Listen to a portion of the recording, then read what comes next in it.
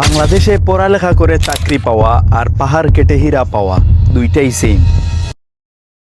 এক লাইন শুনে চিল্লায়েন না, লেট মি এক্সপ্লেইন।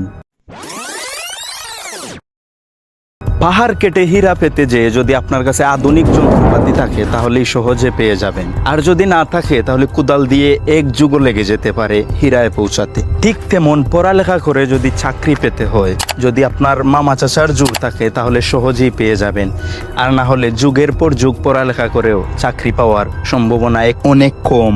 বাংলাদেশে টাকা রোজগারের জন্য পড়াশোনা করা সবচেয়ে দুর্বল ইনভেস্টমেন্ট। পড়াশোনা আপনাকে করতেই হবে, কিন্তু তা করবেন নিজেকে জানার জন্য, জগৎকে চেনার জন্য এবং ভালোভাবে নিজেকে আবিষ্কারের জন্য।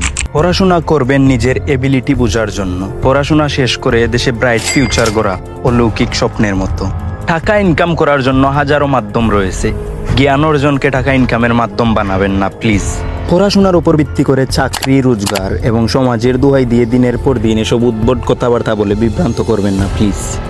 কারণ সরকারি চাকরি সবার জীবনের একমাত্র লক্ষ্য নাও হতে পারে। কেউ হয় প্রবাসী, কেউ ব্যবসায়ী, কেউ উদ্যোক্তা, আর কেউ সরকারি চাকরিজীবী।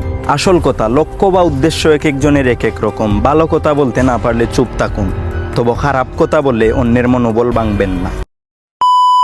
আর যাদের একমাত্রই সরকারি চাকরি করেই টাকা রোজগার করার ইচ্ছা, তারা ফুল টাইম পড়াশোনা করেন, বাইরের জগতের কিচ্ছু জানার দরকার নাই।